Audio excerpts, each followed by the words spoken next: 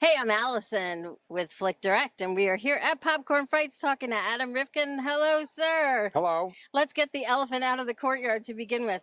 You were head nerd in 16 It's Candles. true. I It's love true. it. I love it. So what made you go to the horror route? Please don't tell me it was 16 Candles. It'll break my heart. Well, I've just always loved movies, and I always wanted to make movies, all kinds of movies. And horror movies are kinds of movies I like just as much as every other kind of movie. So I've made movies of a variety of genres, and I like it that way. Do you have a favorite? Favorite movie or favorite genre? Both. I do not have a favorite movie, nor do I have a favorite genre. I like all movies and all genres if they're good, or if they're so bad they're good. I love all kinds of movies, and if whatever genre it's in, if it speaks to me, I like it. And if it's big or small or funny or scary or sad, if it works for me and moves me in some way, makes me feel something, I like it. Awesome. Let's talk about two movies that you have here. Okay. Psycho Cop 2. Yes. And Invisible Maniac. What is it about these films that you think people really enjoy? I don't know. I have not been able to figure this out in all these years, but I'm happy people like them. What does it mean to be playing at a film festival like this so many years later? It's a bit surreal, I'll be honest with you. I mean, these movies, when I made them, just keep in mind, these were meant to be straight to home video product. There was no artistic aspirations at the time. They were cranking out tons of home video movies in those days because it was a booming market. And so I was young, and you get an opportunity to make movies and you jump at it. And so I made these movies. They were exploitation movies. It was required that we include exploitable elements. You know what that means? Yes. And the fact that they were, even thought about beyond their initial release is totally bizarre to me. But of course, it makes me very happy. You're also going to be speaking at the Masters of Horror panel today. They're going to be asking you questions. Are you ready for this? I'm ready. All right. What does that mean for you to be considered a master of horror? Ha ha ha. You got to put the laugh in there too. Of course, of course. Well, clearly I am one. No, it's not true. No? I never really consider myself a horror director. Oh. I have made a couple of horror adjacent films like Psycho Cop 2 and The Invisible Maniac, but I always kind of thought of them more as comedies more than horror films.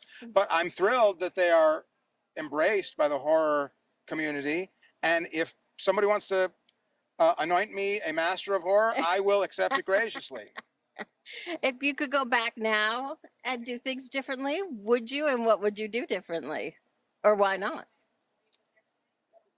That is a very prolific philosophical question. Yes, it is. That is filling me with a deep sense of ennui. I'm going to be pondering this now for the next several days. I stumped him. Yes. You know what? The standard answer is I wouldn't change a thing because I'm happy with who I am today. Of course, that's not true in reality. I would change everything. I would do everything differently. Be curious to see how it all worked out if I did. Except head nerd. Head nerd, I would never change that. Yeah, no, you can't change head nerd. My teenage self would be heartbroken. Well, the backstory behind Head Nerd in 16 Candles was I grew up in Chicago, and they were shooting a movie in Chicago called 16 Candles, and everybody from my school could be an extra in the movie if they wanted to be, but we were told show up either dressed like a tough kid or a nerd. So I dressed in what I felt was my toughest tough kid outfit, and John Hughes personally picked me to be Head Nerd. So that was a defining moment in my life. And history was made. That's right. That's right. So your tough guy is actually a nerd tough guy. I don't think tough was in John Hughes's mind at all when he looked at me. I think he said, of the hundreds of extras here, he's the nerdiest. So he gets to be Head Nerd. But what a great story.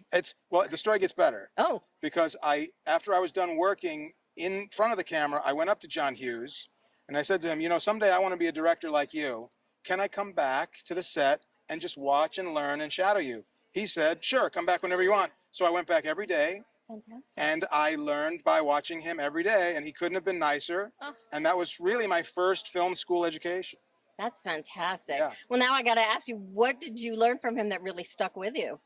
He had a very calm disposition.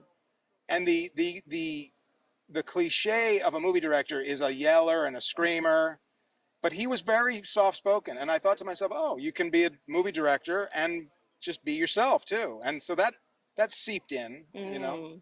Yeah, absolutely.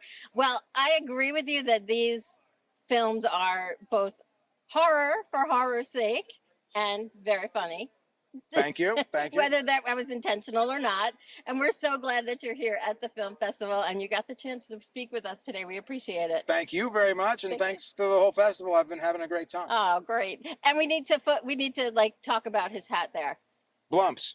Blumps. So in all Chemicals for a Better Today. In all my movies, well, the movie where I introduced Blumps was a movie I made called The Dark Backward. Okay. Where I wanted it to be set in this sort of alternate dystopian world where you didn't know if it's the past or the future. So I didn't want to have any recognizable product names. So I created this fake company called Blumps. The Blumps logo is my grandmother. And so since that movie, I have hidden a Blumps product in every film as a bit of an Easter egg. Okay, Adam Rifkin fans, we are calling you out. We want to know every one of his films, where it's hidden.